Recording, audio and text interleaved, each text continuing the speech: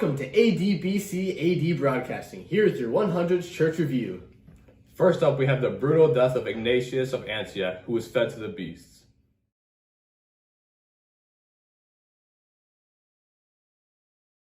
Wow, look at those beasts really get Ignatius. Oh my gosh, it's so gruesome. Oh my gosh. We have a witness of Ignatius' death, who's in Rome right now with Layla. Thank you, Gabe. So, Boston, you were there when Ignatius of Antioch faced the beast? Yes, I was, and it was so crazy. He didn't even try to escape. So he was a martyr? He was the most loyal and faithful martyr I've ever seen. Thank you, Boston. Back to you, Caleb and Gabe. Wow, what an incredible, inspiring story. Up next, we have Layla interviewing Justin the Martyr about his apologies. He was the first Christian philosopher before many others followed in his footsteps. Thank you, Caleb. I'm here with Justin himself. Justin, how have you impacted so many lives through philosophy? Well, I was born into a Roman family, and I received an education in Greek along with Latin. I studied many well-known philosophies, but none of them fully fulfilled my heart.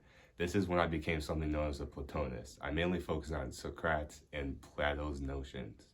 Oh, I see. It is very strange to see how far you've come. Yes, and it is all thanks to a man I encountered on my walk by the sea. I still thank God for him this day. He exposed me to the truth of Christ and enlightened me to coming of Christ himself.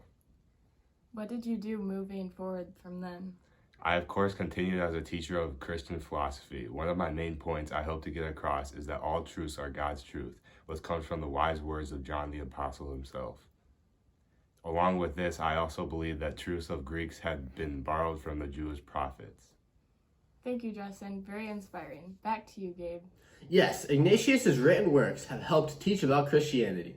His apology was an appeal for justice and liberty on behalf of Christians. We have a short clip on one of our inspiring people of this time.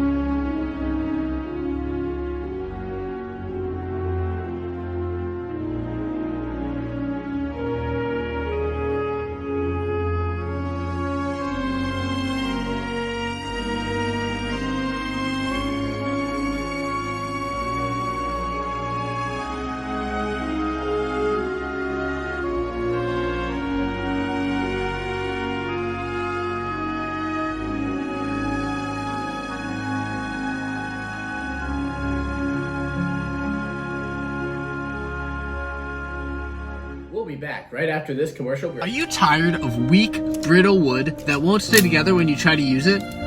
Have you been desperately searching for that wood that would fulfill your wood needs? Well, we would love to help. Yes, we would. Welcome to Woody's Woody Wood.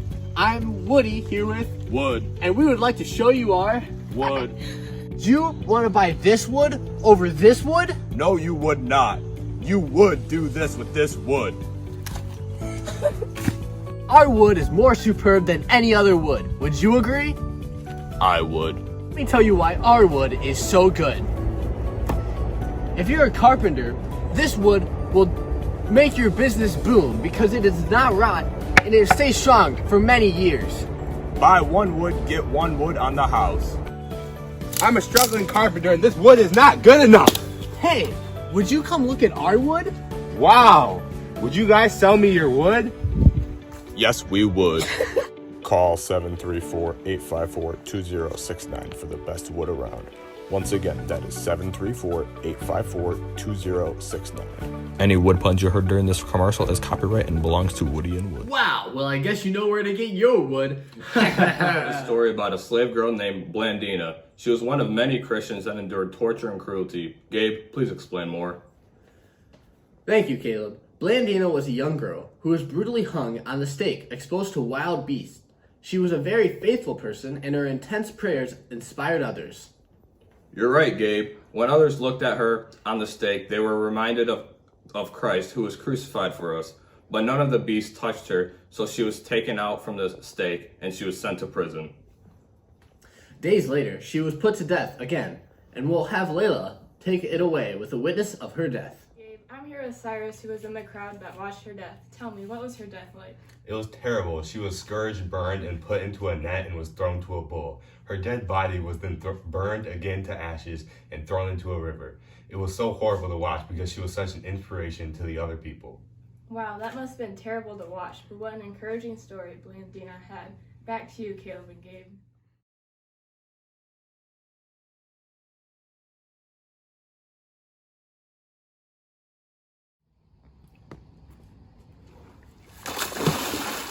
Next up, we have a story about Saint Pothinus, who was the Bishop of Lyons, France. He was captured with his companions and put to death. Let's send it out to Layla to explain more. Thank you, Caleb. I am here in Lyons, France, where St. Pothinus was a longtime bishop here. I am interviewing a local who knew St. Pothinus well and was present when he was detained. What can you tell me about that day? I was wandering around the town walking by the church when I saw Pothinus along with other Christians praying outside. This was a normal sight I usually see every day, and I usually join in with them. So this was a common sight? Absolutely, but this was a different day. I was in a hurry, so I couldn't stay after. But after I walked by the church, I heard yelling, so I looked back. They were getting kidnapped by a mob. I thought about helping, but ran away because I was so scared. Wow, what exactly happened after that? I know they were brought to trial for being Christians. They were persecuted. He was sent to prison and eventually died there from the cruelties. Others in the group were fed to wild beasts and tortured even worse.